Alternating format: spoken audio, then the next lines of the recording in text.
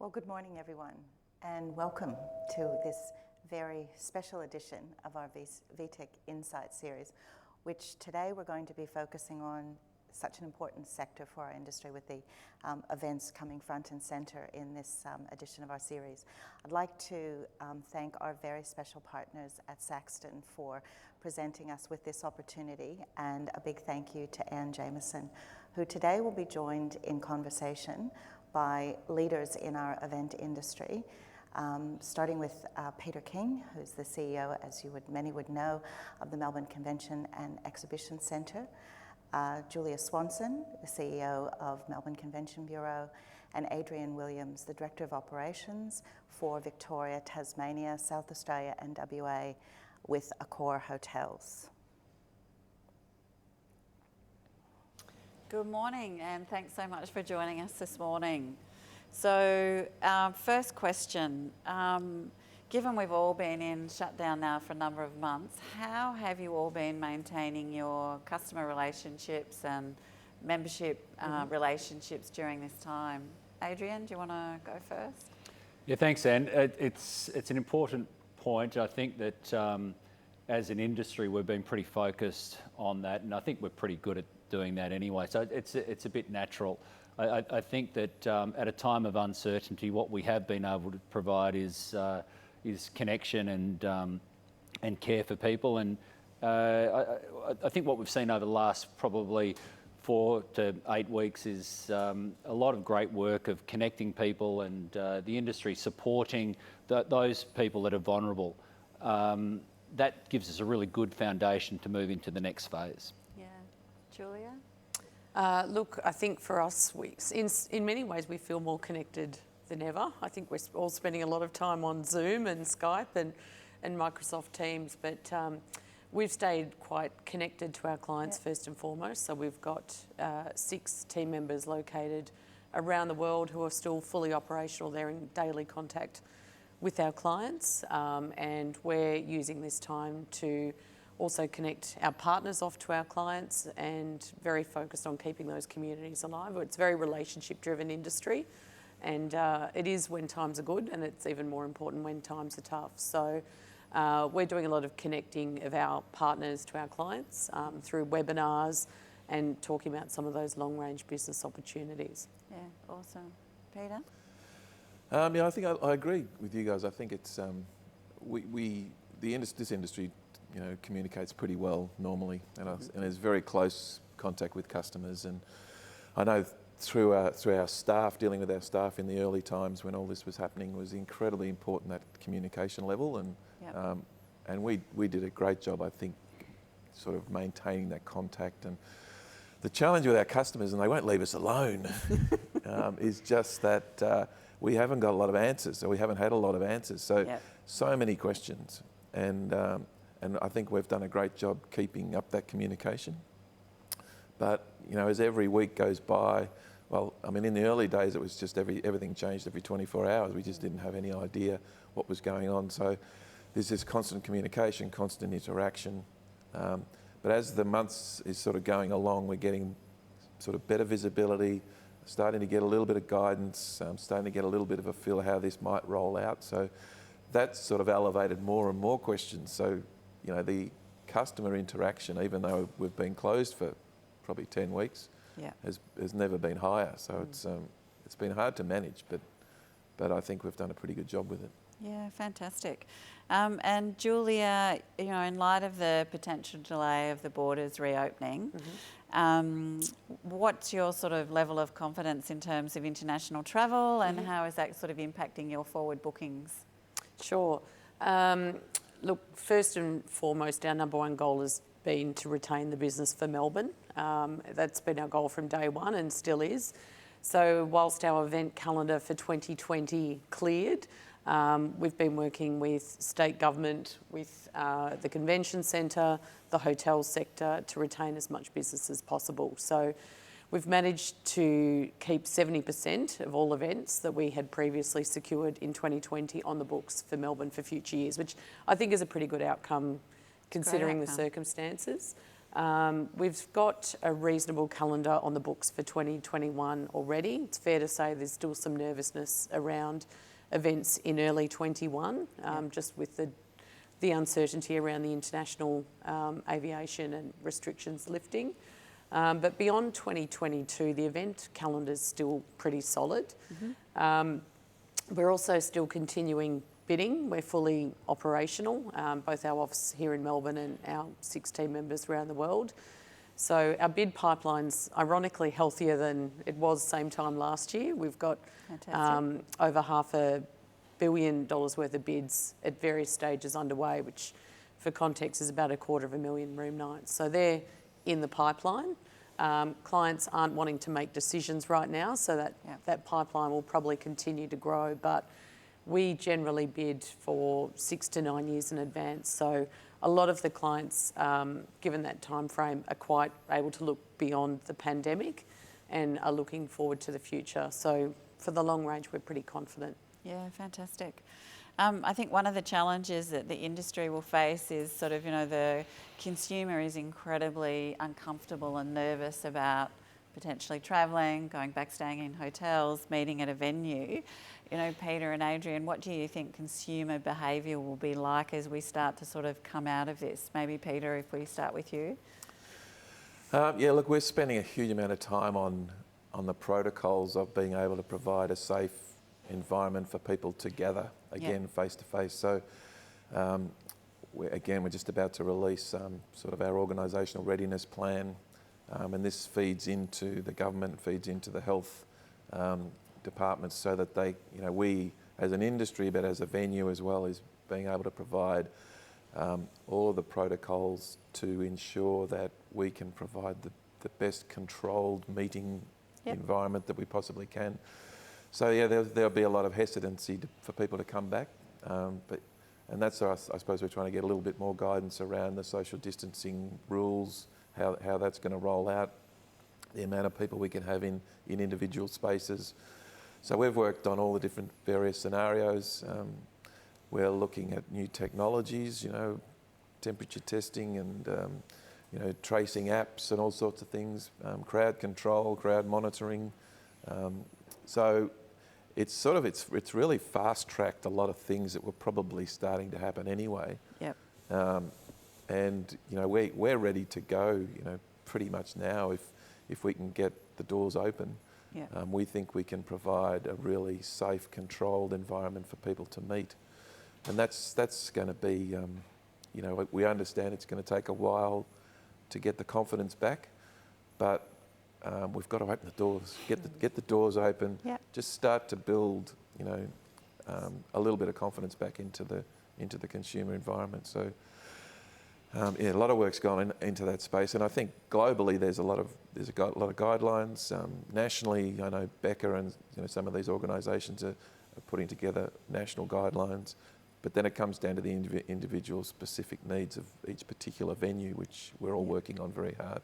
Yeah, my observation is that consumer behaviour, to your question, is inconsistent. There's some people on one hand that want to open everything up, and then others are on the other side of things. I don't think we should be overly led by consumer behaviour. I think our role is to listen to the health experts, which as an industry I think we've been doing that very well, and then to build confidence.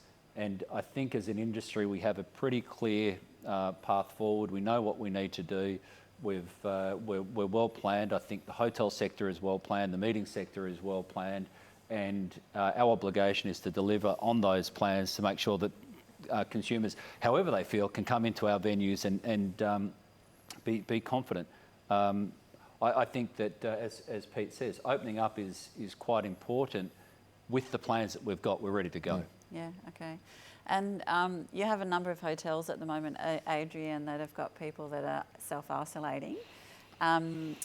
In terms of the consumer coming back and then going and staying in a hotel where people have been self-isolating, what protocols have you got put in place to make sure that everybody's safe? Yeah, it's an interesting question, and I'm certain that there'll be different views from customers coming into hotels like that. We had our first isolation guests, believe it or not, I think it was the 24th of January. So as an industry, we've been working on this for quite some time. You know, it's funny, time has compressed over this period. It feels like everything was yesterday, but it also feels like everything was years ago. Yeah. So I think as an industry, globally and certainly here locally, we've been well informed by the government health authorities. We've got really clear protocols that have been informed by infectious disease experts, and there should be no concern, I think, for customers coming back into hotels, wherever they are, that have had isolation guests. Of course, most of the isolation guests that we've had here in Australia have, of course, come COVID negative.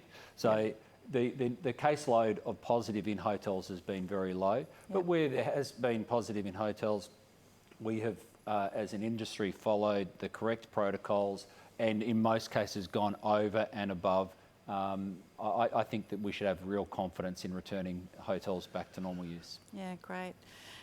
There's been an awful lot of virtual and online meetings. I don't think there's a platform that probably all of us haven't used.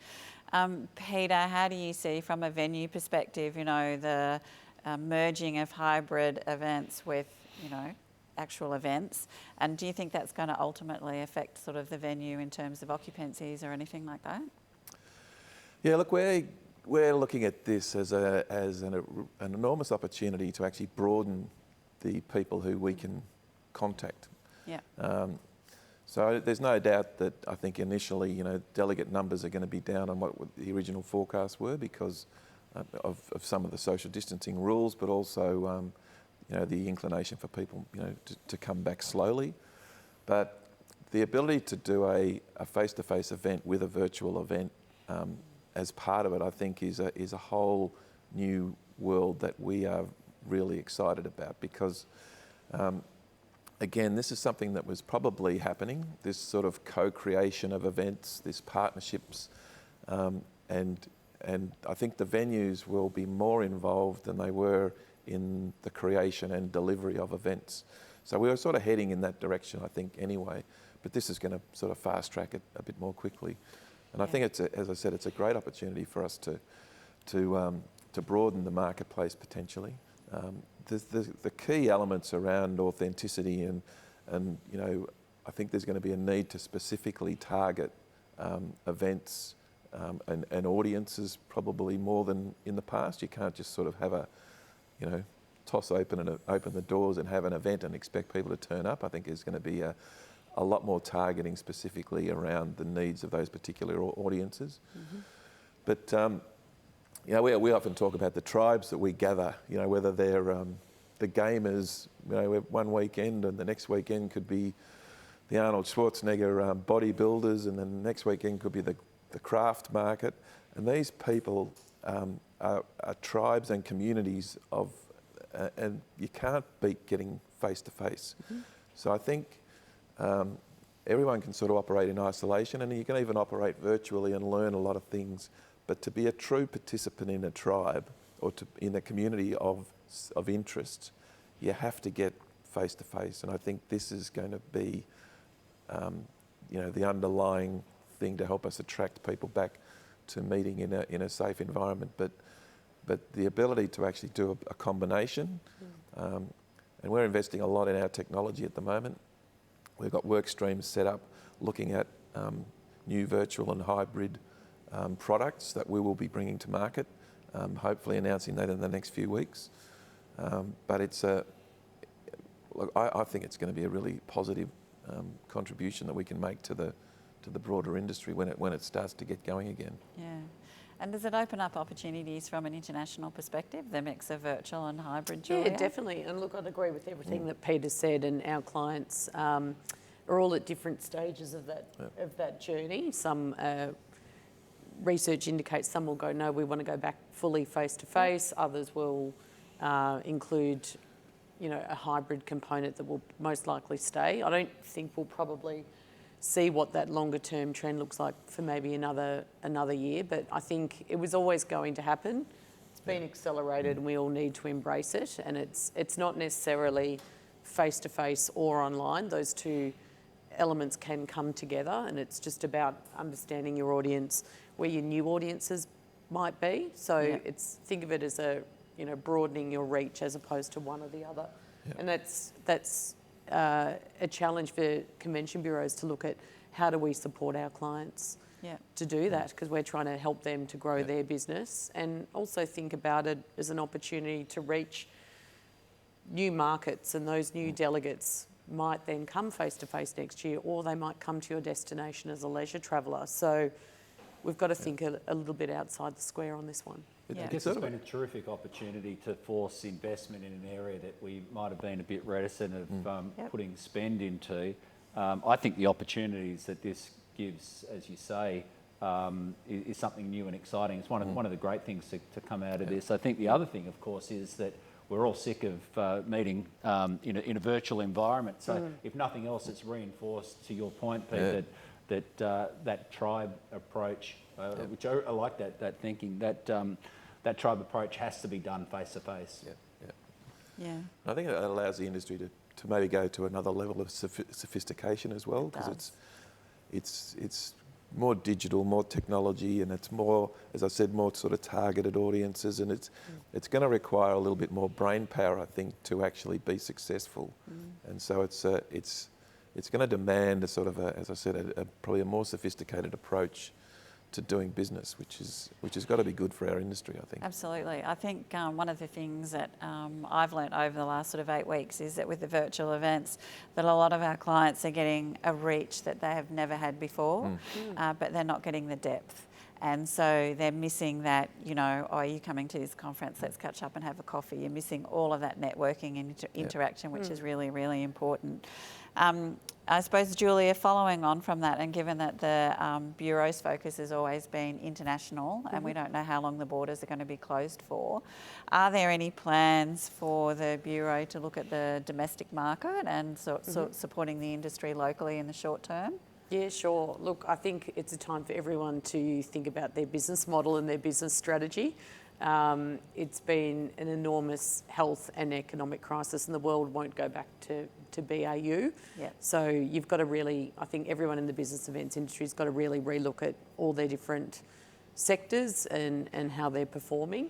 As I said earlier, I think the long range outlook for our sector is quite positive. And we'll continue to work on that, because that's where we can have the greatest economic contribution to the state. We've always played a bit in the domestic business event space, and there's no doubt that we will continue to do that and elevate that, because we're quite conscious we need to support the industry, where a lot of our partners and suppliers have had to stand people down, and they need short-term business and fast. So we need to work to support the industry now, whilst not also taking our eye off the longer range, high impact game. So we'll be running multiple streams, and like every other business, we're anticipating how restrictions will be lifted, in what order, what countries could come back. No doubt domestic is the immediate opportunity, probably followed by New Zealand, and then probably some single country opportunities out of Asia is what we're looking at. Europe and North America will take longer. And Adrian, from a hotel perspective, in terms of, you focusing intrastate and then interstate and everything while the borders are closed, how are you managing it? Well, there's not much choice. No point targeting an international market at the moment. Of course, in most states there's border restrictions, so focusing on intrastate makes sense. I think that I think Julia's approach with MCB is spot on. The effort has to be domestic first of all. There is no choice.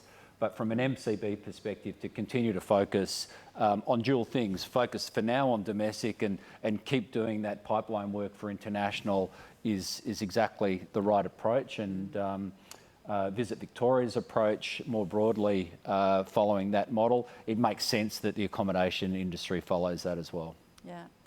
And a question probably for all of you, but in terms of, the talent and the skill set, do you see that changing moving forward following on from COVID-19? Peter, do you want to start? Look, I think our approach is probably, I think we've got a very broad set of skills in this industry.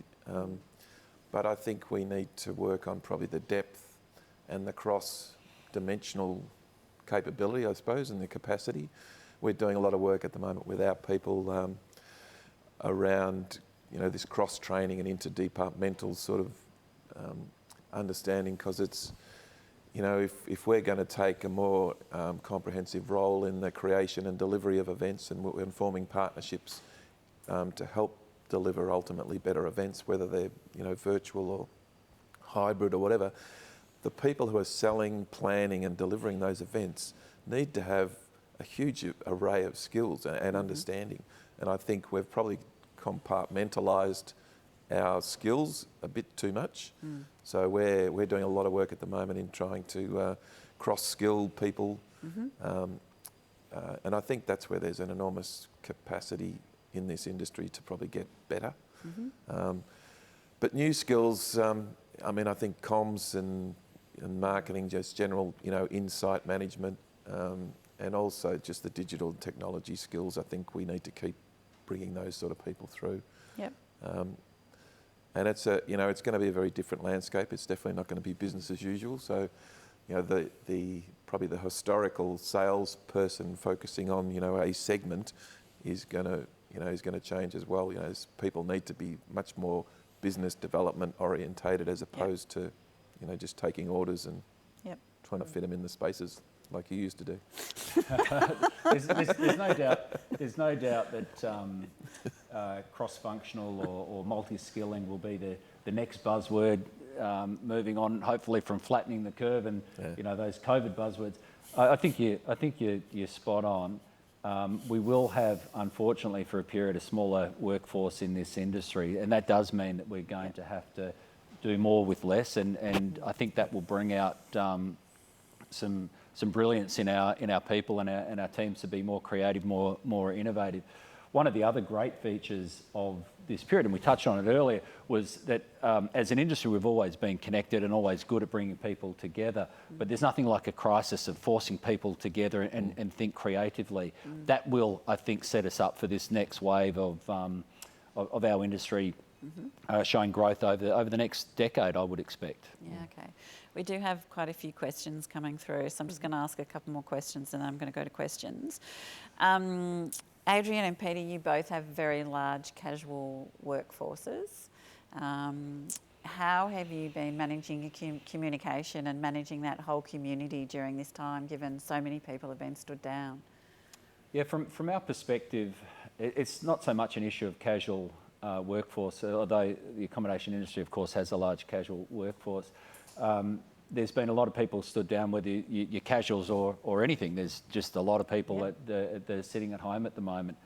I think in terms of communication, there's been great industry communication. Felicia and VTIC have done an amazing job. The Accommodation Association with Dean Long have done an amazing job to provide hotel industry advice.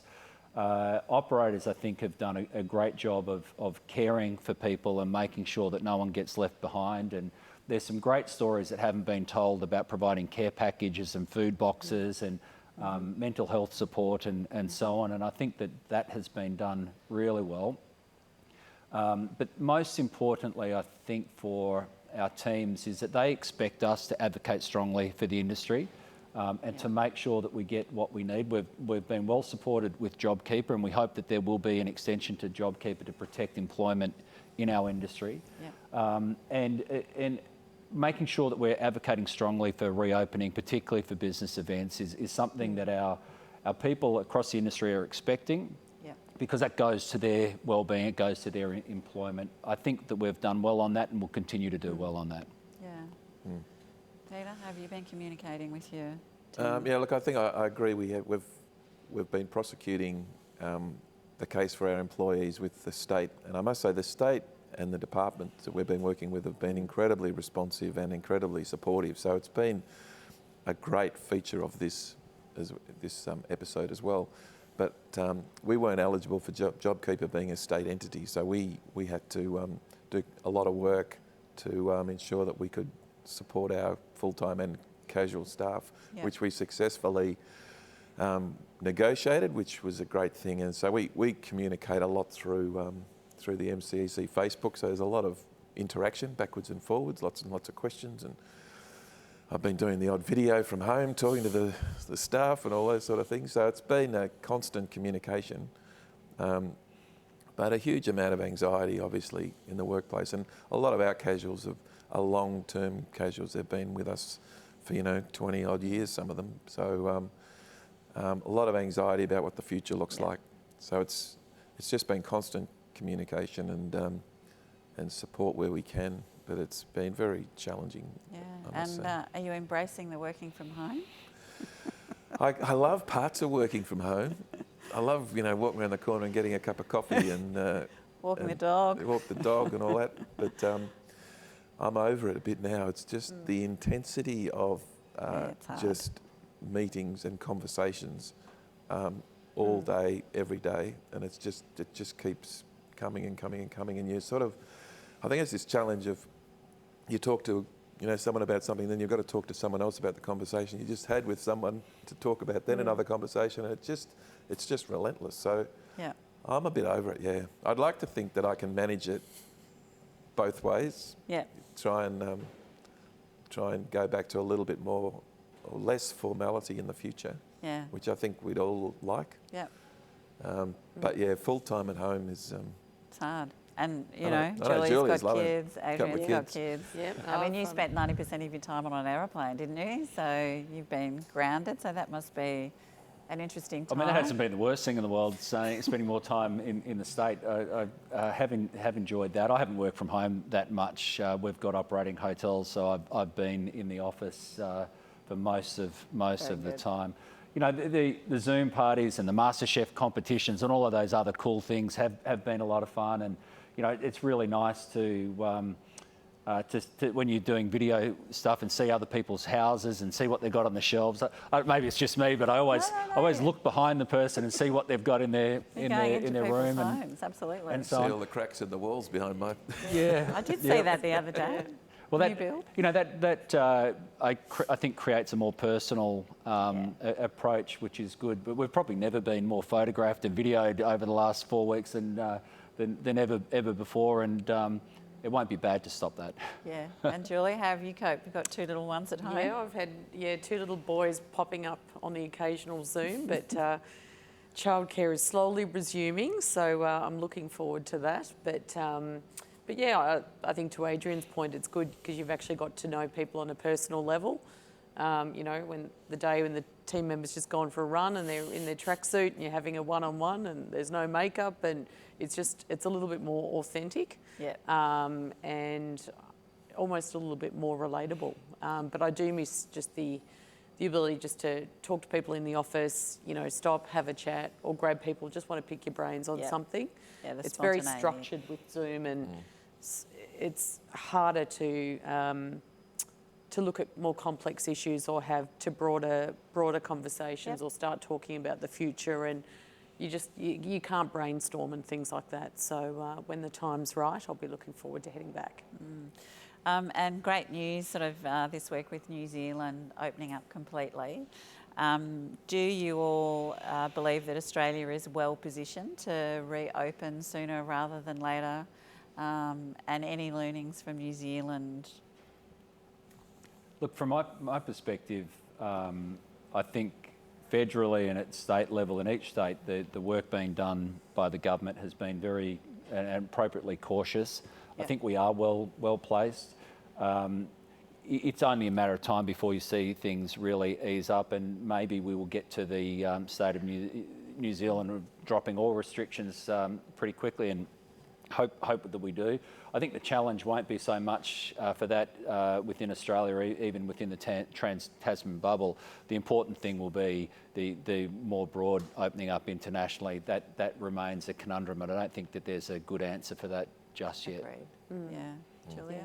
I'd agree with all of that, and I think, whilst it's easy to get frustrated about the bans and the restrictions, we've all just got to remember how well Australia is positioned internationally. And when I talk to our team in China and KL, the team in Washington and London, when you hear about what's happening on their streets and in their environments, it's incredibly tough. So we need to keep some perspective, but at the same time, I think we've got to be very clear in our advocacy efforts at a state and federal level, and make it clear that the event sector is not general mass gatherings. They're controlled events where we control the space, we control the operating environment, as Peter talked to earlier.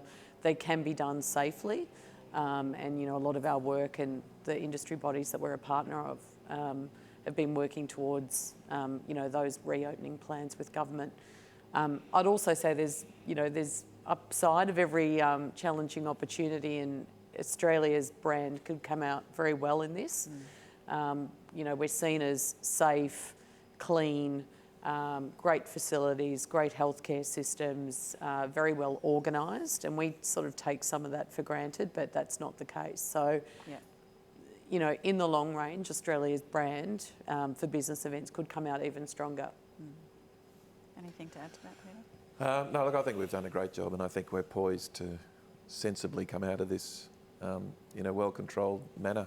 So I guess my only, I think the thing that I sort of keep talking about is if we don't get open as a business events industry sort of through the, a little bit in August and September and October, then the year's gone, and it doesn't kick back in and again until sort of, March, April, May. So, that's why I'm sort of keen. I think we've got all of the protocols in place, and I think we've elevated the ability for us to deliver, these type of safe events. So I think we're poised to do a really good job here. And I think it will be sensibly opened at that point. But it's just the scary bit is if it doesn't get open by October, then we're not in business till of any sort of significance until almost the middle of next year, which is going to be damaging to an enormous amount of people. Yep. Yeah, that is the real worry. It's not so much the convention centre or major hotel chains. It's the small business operators. It's the legions of companies that support this industry that are in desperate need of getting some cash flow back. That's why I think that the protocols that we've got established and ready to go for the industry, the plan we've got gives us a good platform for the government to be confident that we can move forward in this. We know our obligation on contact tracing and social distancing. We can deliver that. We've proved that we can deliver that in various industries, and we're ready to go. I think that's probably the key message. And I don't think there's another industry like events industry that touches every other industry. So, all right, I'm going to throw to some questions. So, first question is, do we have any clarity on the rules re spaces and the number of attendees? Adrian, Peter? No. Okay. That's clear. Not yet. Okay. There's a lot of different scenarios that are being talked about, and everyone is, I know in Western Australia they've brought it back to 2 square metres instead of 4 square metres, for example. So there are things happening around the country, but we're trying to get a consistent view on this, and we're all prosecuting various cases, but at the moment there's no further guidance. No, and I suppose the only other thing I would add to that is that VTIC is running a task force for the events industry, trying to address all of that at the moment. So there's another question here. When can we expect guidelines to be released regarding protocols for mass participation or community events, as opposed to guidelines for business events and conferences? So it's really the same answer to that. So that is something that VTIC is working through. And I know Felicia is working on a document this week that the industry has had input into. So as soon as we're able to let the industry know what that is, we will. I think though that it's an important distinction, because they are two different things. Mass gatherings is by definition, it's a more uncontrolled environment. Julia mentioned this earlier, that the business events is a space that is very controlled. We can know exactly who the delegates are. We can provide detailed contact tracing where required. We've got control of the spaces. So I think it is appropriate to think of them as two different areas and look to open the business events part much earlier than be worried about the mass gatherings, which is also an important space, but more work needs to be done on that. Agreed. A question for Julia. How is the Bureau looking at assisting with associations' recovery from the pandemic? Oh, look, Big in many question. ways. I think the clients' needs of us are higher than ever.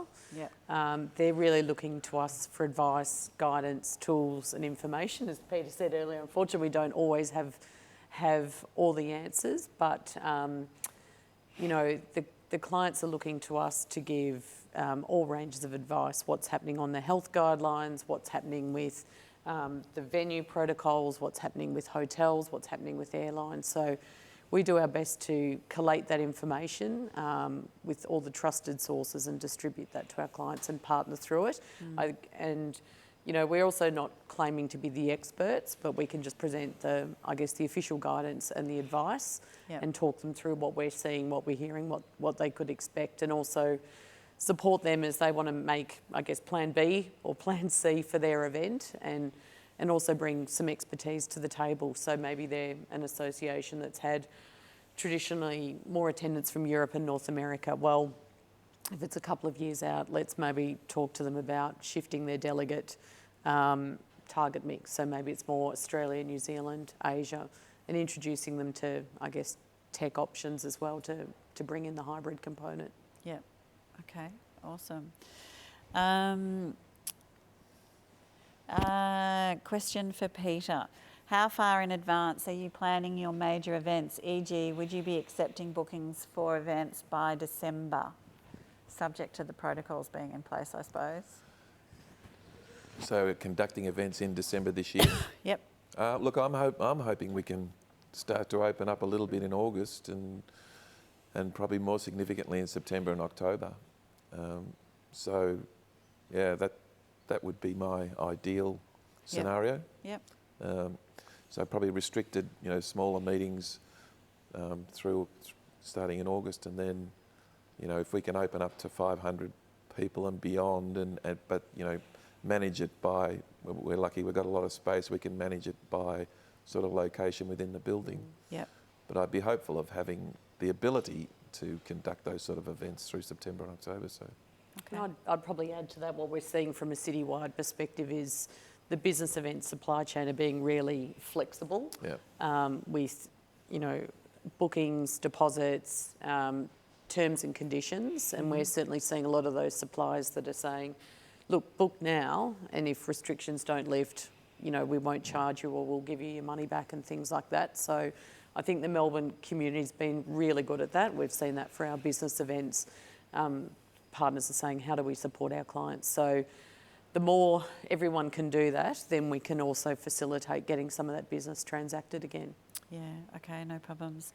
And then there's a question here about, the protests on the weekend.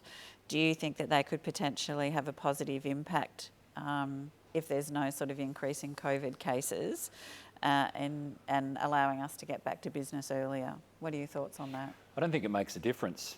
Okay. If there is an increase or there's no increase, what does that tell us for our industry? I don't think much. I think, as we've said before, that the business event industry is different to a mass gathering space. So, yes, if there's no increase in caseload, yeah, that's encouraging, but the caseload in Australia is pretty low anyway. Yeah. But the flip side of that is, if there is an increase, does that give us more caution? Again, I don't think so. I think we're ready to go. I think we have the protocols in place, and as an industry, we can move forward, and we must move forward for the benefit of the businesses that rely on this industry. Yep, agree. Yeah. I'd agree with that. That's Okay. good. All right. And a question for Peter. When do you see standalone exhibitions back in the centre? Well, again, hopefully in September would be my take on that, September and October. We've got a number of fairly significant exhibition businesses and organisers who are sort of, getting excited about the prospect of opening up in September and October. So, ideally that would be perfect for me, because really and we do need guidance on this over in the next 2 or 3 weeks, because, to stand up an event in September and October, you need 6 or 8 weeks probably at least to get it going. So, that's the problem. If we don't get decision making, if it drifts into July, middle of July, then realistically It's not going to happen. the exhibition industry in particular will just shut up shop and start again next February or March. Yep. So that's why there's a lot of pressure on at the moment, when the work that VTIC's doing is incredibly important. Yep. Okay. And final question, Adrian mentioned the difference between mass gathering events compared with very controlled and monitored conference meetings. The question is, do we believe that government understands the difference? Yeah, I think government does. I think that's been shown in other states. Pete mentioned in WA that there's an ability to hold 300 people in a venue. Yes, limited to 100 per room, but that is a start, and that's before football crowds and so on kick off in that state. I think that that will have been well discussed at National Cabinet, and there is no doubt that the Minister and the government here understand that clearly. I think they've been part of a long conversation with industry and understand it clearly. I don't think there's an issue with the government understanding it. I think it's a balance of that and what the medical officials are saying. We're pretty close. The sense is that we're pretty close to that now moving over.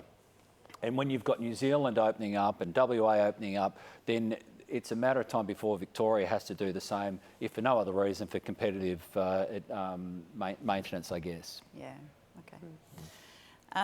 Peter, you introduced a new role recently into the Convention Centre. Do you want to just touch on that quickly? And then I have one final question for all the panel. Yeah, look, I've probably alluded to it all the way through this conversation, but we're focusing very much on being a different business when we come out the other end of this. We don't want to be going back to a business as usual business. So we appointed a role, Helen Fairclough, into this role of Director of Business Relaunch. We sort of created a name for it, but it's all about relaunching our business and being prepared for the recovery of the industry.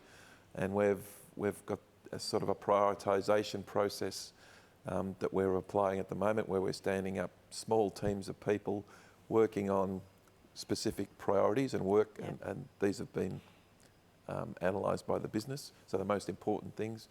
But doing it quickly, turning around in a couple of weeks, doing some exploration around it, ultimately going into delivery. So it's a sort of a completely different rhythm to what we would normally operate our business in. So we're using it as a bit of a test case to hopefully use in the future. But it's throwing up a whole lot of new ideas, some really blue sky stuff, and some pretty basic business as usual process improvement. But the idea is that when we open the doors again, we will have a different attitude, and we'll be much more sort of flexible and agile, as they say these days. But so the business is basically going to become in a better position than it was when we closed the doors. So it's been a really interesting process, and a lot of it is around multi-skilling people and improving capability and capacity in the business. So we had, I think at the start of the year, the challenge was having any time to do any innovative or creative thinking. I was trying to get it so we could maybe do 5 or 10% capacity to think in an innovative way. We've got 100% capacity now, so it's correct. We're trying to make the most of it. I think that one of the questions actually before I ask the final question is, given the fact that there will potentially be restrictions on how many people can be in a room, and somebody's still going to want to run an event for 500 people, but you can only have 200 people in a room. One of the questions that's being asked is, how will venues and clients manage costs associated with that? How is that going to work sort of in the short term until we get back to sort of the new normal?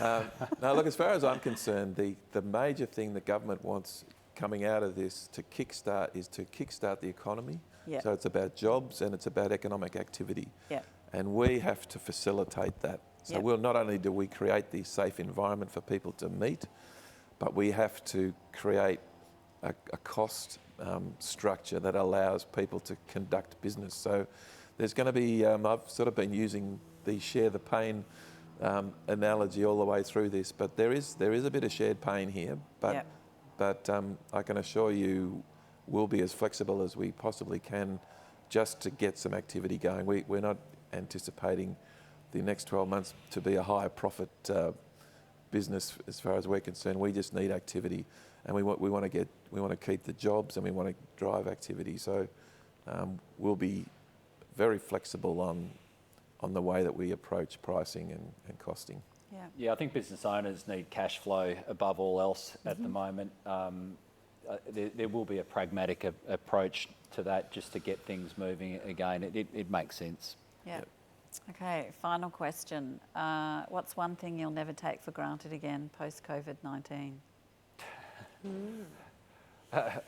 Never take for granted when you get presented a forecast that says this is the worst case scenario, it's always going to be worse. We know that now. Yeah, 0% occupancy is not something we would have otherwise thought of, and we can tick that box and say we're done and hopefully never see that again. Absolutely. Julia? Well, I was going to say childcare probably for me, but I think just the value in keeping that team dynamic and your team culture going, and it's been, whilst it's been challenging because we all left the office all of a sudden, but seeing how people have responded, and everyone has challenges in their personal lives, and some have had escalated situations with partners losing jobs or people they've had to bury and things like that over the last couple of months. But it's been really heartening to see how people have really responded with authenticity and care for each other, both colleagues, for clients and the industry. So I think there's been some really positive bonding experiences through it as well. Yeah, nice. Peter? Look, I probably agree with that. The resilience of our people has been incredible because we've got a business that we know how to run, every day, and it just fires along. All of a sudden, we've got everybody's in a completely different zone, being asked to do things they've never been asked to do before, skills they may not have even had, and so they're being challenged in so many different ways, and it's the way people have responded.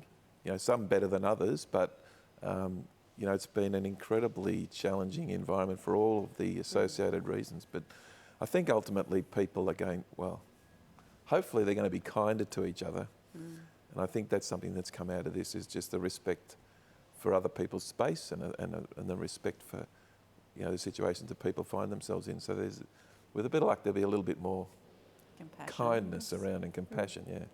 Agreed. Adrian, Julia and Peter, thanks so much for being part of the VTIC Insight Series for events. Really appreciate your time.